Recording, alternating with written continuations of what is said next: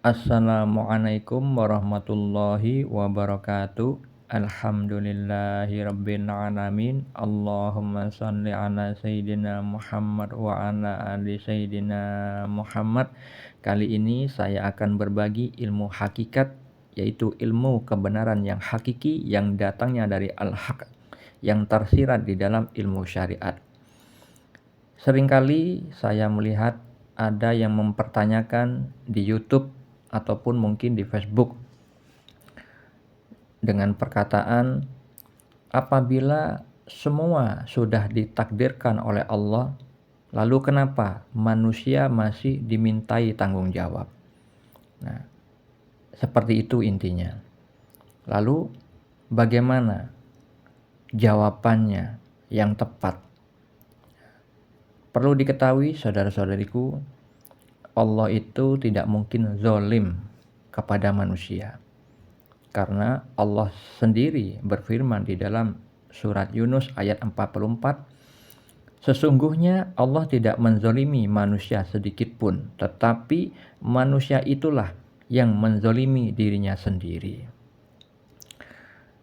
Manusia diciptakan oleh Allah untuk beribadah kepadanya tanpa mempersekutukan Allah dengan apapun, dengan siapapun.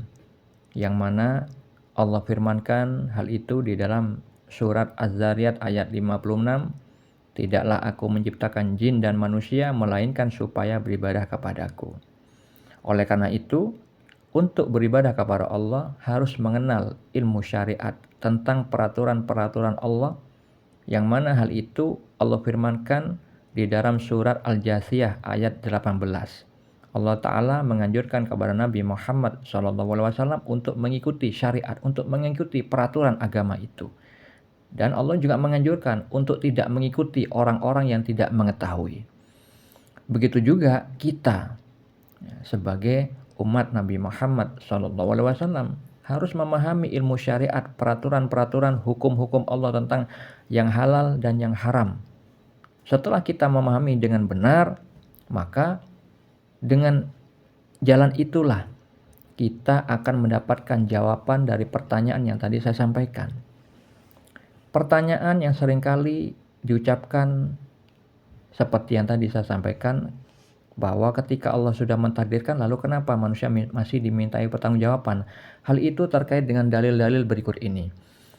Di dalam surah Asy-Syams ayat 8, Allah Ta'ala berfirman, maka Dia mengilhamkan kepadanya jalan kejahatan dan ketakwaannya. Maksudnya adalah Allah menciptakan manusia yang dengan ilhamnya diberikan kemampuan bebas berkehendak, bebas berbuat, bisa berbuat kejahatan atau kefasikan, dan juga bisa berbuat takwa, menjalani perintah Allah dan menjauhi larangan Allah. Jadi kedua kemungkinan yang Allah benamkan kepada diri manusia, bisa berbuat jahat dan bisa berbuat takwa. Sehingga lanjut pada ayat berikutnya, surat Asy-Syams ayat 9, Allah Ta'ala berfirman, sungguh beruntung orang yang menyucikannya jiwa itu. Maksudnya adalah Allah berfirman bahwa orang yang bertakwa, yang menyucikan jiwa itu, yang beramal soleh dengan amal lahiriah dan batiniah, sehingga jiwa itu, jasad dan ruh itu bersih dari dosa-dosa. Ketika orang itu berbuat dosa di dunia, dia segera mengimbangi dengan perbuatan amal soleh, yang dengan amal soleh itu menghapuskan titik-titik hitam yang ada di hati, maka orang seperti itu yang beruntung. Kenapa Allah katakan beruntung? Orang itu dimampukan oleh Allah beribadah dengan niat yang benar dan dengan cara yang benar. Seringkali orang itu niatnya beribadah tapi caranya salah, dan juga ada yang caranya benar tapi niatnya salah. Nah, seperti hanya di dalam Sahih Muslim, ada orang dermawan, ada orang ahli baca Al-Quran dan mengajarkan Al-Quran, ada orang mati syahid, mati ketika melawan musuh, orang-orang kafir di medan perang, mati syahid, dan juga ada orang alim, tapi semuanya masuk neraka. Karena apa? Mereka tujuannya, niatnya ingin dipuji manusia. Nah, mereka semua beribadah, bertarekat, menjalankan ilmu syariat di dalam kehidupannya. Ya. Ada yang dermawan, sedekah dengan hartanya, ada yang membaca Al-Quran dan mengajarkan Al-Quran, ada yang alim, ahli ilmu agama, mengajarkan ilmu agama, ada yang berperang di medan perang, melawan orang kafir, mati syahid, tapi niatnya untuk dipuji manusia. Akhirnya Allah menolak amalnya. Jadi itu yang salah satunya penyebab kenapa Allah itu menghisap. Ya, meminta pertanggungjawaban. Karena apa? Tidak sesuai dengan anjuran Allah. Niatnya tidak benar. Mempersekutukan Allah dengan samar. Syirik khafi. Seharusnya tujuan amal mereka ditujukan hanya untuk Allah semata-mata. Nah, hal itu penyebabnya karena terkait dengan firman Allah di dalam surah Asy-Syams ayat 10. Dan sungguh rugi orang yang mengotorinya. Jadi, orang yang tadi beramal soleh tapi niatnya tidak benar, itu karena kolbunya rusak. Karena sering dikotori dengan perbuatan maksiat. Dia sering bermaksiat kepada Allah, kemudian maksiatnya itu menorehkan titik-titik hitam menutupi hati, tapi tidak segera mengimbangi dengan amal soleh yang juga niatnya untuk Allah semata-mata. Tidak diimbangi dengan amal soleh yang lillahi ta'ala. Sehingga titik hitam karena maksiat itu tetap menutupi hatinya. Kemudian ketika dia beramal dengan lahiriahnya, hal itu menjadi sia-sia. Nah, hal ini terkait sabda Nabi Muhammad SAW di dalam hadis riwayat Bukhari nomor 52 dan hadis riwayat Muslim nomor 1599. Beliau bersabda, "Ingatlah bahwa di dalam jasad itu ada segumpal daging. Jika ia baik, maka baik pula seluruh jasad. Jika ia rusak, maka rusak pula seluruh jasad. Ketahuilah bahwa ia adalah hati." Di dalam hadis riwayat At-Tirmizi dari Abu Hurairah radhiyallahu anhu, beliau bersabda, "Jika seorang hamba melakukan satu dosa, niscaya akan ditorehkan di hatinya satu noda hitam. Seandainya dia meninggalkan dosa itu, beristighfar dan bertobat, niscaya noda itu akan dihapus. Tapi jika dia kembali berbuat dosa, niscaya noda-noda itu akan semakin bertambah hingga menghitamkan semua hatinya." Itulah penutup yang difirmankan Allah.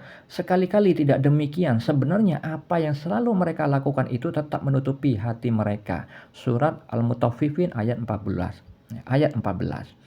Jadi, kenapa Allah menghisap manusia dengan amal itu? Karena mereka tidak mengetahui ya, niatnya, caranya beribadah kepada Allah seperti apa yang benar. Maka dari itu pentingnya bermakrifat kepada Allah, mengenal kepada Allah tentang af'alnya, ya, kodok dan kodarnya. Allah ketentuannya Allah sudah menentukan bahwa manusia itu akan diuji dengan kebaikan dan keburukan. Dan manusia juga harus mengetahui bahwa kemampuan dia beramal itu dari Allah. Sebagaimana disabdakan Nabi di dalam Sahih Muslim bahwa ketika ruh ditiupkan kepada jasad, ketika masih berusia 4 bulan dalam janin kandungan, ditetapkan 4 hal oleh Allah. Rezekinya, amalnya, ya kan, ajalnya, masa sengsara atau bahagianya. Jadi amal yang disebutkan hadis itu adalah peluang beramal. Peluang beramal seperti apa? Terkait dengan surah Asy-Syams yang tadi saya bacakan, yaitu berbuat jahat atau berbuat takwa. Surah Asy-Syams ayat 8. Nah, untuk supaya manusia itu tidak dihisap, maka dia harus mendapat makom atau kedudukan berhakikat. Orang yang berhakikat itu hatinya bersih, mengetahui ilmu syariat dengan benar, mempraktekkan dengan niat benar, tata cara yang benar, tidak mempersekutukan Allah, niat kepada Allah semata-mata. Akhirnya dia berbuat amalnya itu menyaksikan bahwa amal yang soleh yang dia lakukan itu adalah rahmat dari Allah, karunia dari Allah, sebagaimana Nabi Muhammad SAW bersabda, tidak ada orang yang masuk surga karena amalnya, tapi karena rahmat Allah. Jadi tidak ada keakuan di dalam beramal solehnya, sehingga dia mengembalikan amal itu kepada Allah Ta'ala yang mengkaruniakan hal itu, sebagaimana Allah Ta'ala berfirman di dalam surah At-Takwir 29 bahwa kita tidak akan bisa menempuh jalan itu kecuali dikehendaki Tuhan semesta alam. Dan Allah berfirman di dalam surah An-Nisa 79, semua kebajikan yang kita peroleh adalah dari sisi Allah. Oleh karena itu, untuk kita supaya tidak dihisap, kita harus mencapai kedudukan berhakikat. Semoga bermanfaat. Assalamualaikum warahmatullahi wabarakatuh.